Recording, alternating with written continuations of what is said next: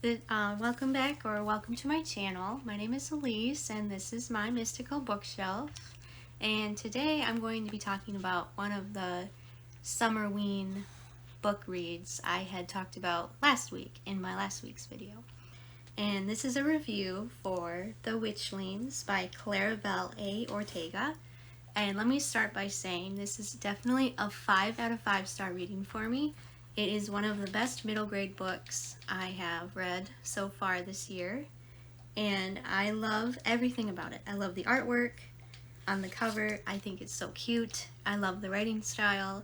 It was very beautiful. The scenery that Ms. Ortega had depicted was very nice and lush, and I never really felt like I was lost reading or I didn't realize where I was.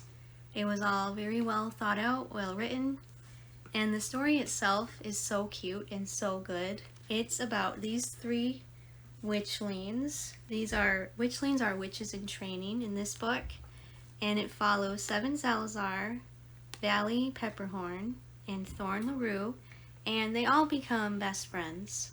And it's like a found family story, and that's one of my favorite tropes when it comes to middle grade books. And this book is about like not fitting in, or not fitting in the way that you thought you were going to fit in, because this book is mainly in the perspective of Seven, and Seven is really excited to join this House Hyacinth coven. That's her house that she wants to join with her best friend Poppy. And the academy that they go to is called the Goody Garlic Academy, and it's sort of like Harry Potter, where you get sorted into different houses. And the houses are House Hyacinth, which is purple. That's the one that Seven wants to get into the most. There's also House of Stars, which is like aqua blue. There's also Moth House, which is black. That's sort of for like the goth kids, or it says mysterious and dependable friends. So it's not like Slytherin, they're not like evil. And there's also the Goose House, which is like a whitish gray color. And everyone at this academy gets sorted into their respective houses on the Black Moon ceremony. And we start off the story with Seven and Poppy being really excited to get into the house of House Hyacinth together. But it doesn't really go as planned. And there's like a fifth option. And that's the one that nobody wants to be. It's called a spare. And a spare is like a witch that can't really rise to her true potential or her true power. And you kind of stay in that like novice witch state where you don't have full powers like everyone else. And they kind of treat the spares like slaves almost, which I thought was a little strange. It's kind of like, this is sort of like a political dynamic too in the town. And the town that they all live in is called Ravenskill.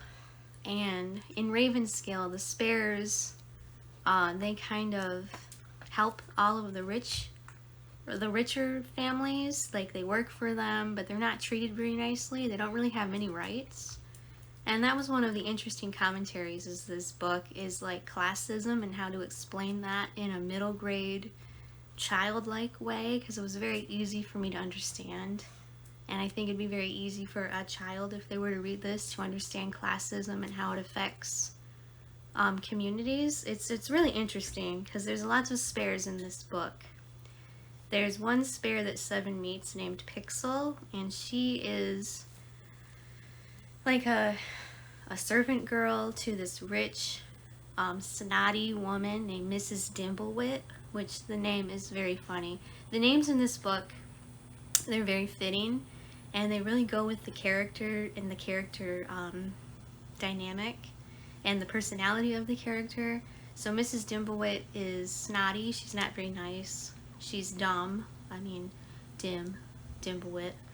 And she treats Pixel like a slave. She doesn't really treat her like a true person.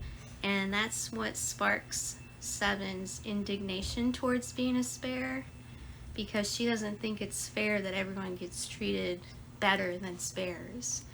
And in order to like not be a spare, Seven and Valley and Thorn invoke this impossible task where they have to defeat a night beast. And they only get 3 weeks to do this impossible task. And that's so they can rise above being a spare and be held more in a higher respect. And it's impossible, like in every sense of the word. They have to fight this giant night beast, which is pictured in this title. It's sort of like a giant wolf.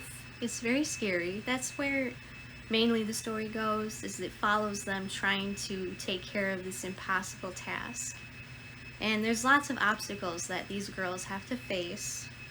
And as they go through this adventure together, they learn to become friends, because at first Valley and Seven don't like each other. And Valley is misunderstood. It seems like Seven thinks she's a bully, but she's really not. She was actually trying to be Seven's friend throughout the book. Okay, sorry. There was a lawn company outside, and they were doing this really loud leaf blower thing, and it was making me lose my train of thought. So, now we're back. Okay, anyway. So, they have to fight this night beast, and it's like this giant wolf creature. And they are only given 3 weeks to do this, and they don't know anything about night beasts. So, the main plot of the story is the 3 of these witches trying to learn about night beasts and how to defeat them. And they also learn in the process of how to become friends. Because, like I was saying, Valley and Seven don't like each other, but it's mainly Seven who doesn't like Valley. I feel like Valley actually really liked Seven, and it's stated that Valley is misunderstood, and she's probably my favorite character in this book. I feel like I very much related to her in terms of being misunderstood by people. And she's actually really nice, and she comes off as kind of abrasive, but she's overall a very sweet girl. And it's revealed that Seven said that Valley bullied her, but I don't think that was Valley's intention. And it's stated very clearly that the things that Valley did were trying not to bully Seven, but to get her attention, to be friends with her. And they weren't necessarily mean things that Valley did, because it's revealed that Valley put a rat inside Seven's backpack, and Seven's afraid of them, I guess, but I don't think Valley knew that. She said that she overheard Seven saying that she wanted a pet, and she thought a pet rat would be a good pet, which, I mean, in theory, you can have a pet rat, so, I mean, it's not a bad thing. But, yeah, so Seven and Valley, their dynamic throughout the book is like enemies to friends, and it's actually really sweet watching them get to know each other and grow together. And Thorn is this new girl who moves to Ravenskill from a different part of town. This town is called 12 Towns, so there's 12 respective areas where different witches live, and Thorn moves from a different part of town to Ravenskill, and she is the one who has the most contact with a night beast, because her twin brother actually, it's really sad, he got killed by a night beast, and that's why they had to move here. So the night beast goes after witches who are either really powerful, or if it's really hungry and desperate for food. So I think Petal, that was Thorn's brother's name, I think he was a more powerful witch than Thorn, and that's why the night beast took him. So she's kind of got experiences with that. And Valley's like obsessed with night beasts and monsters in general. So the 3 of them have to put their heads together to find this night beast and do this impossible task.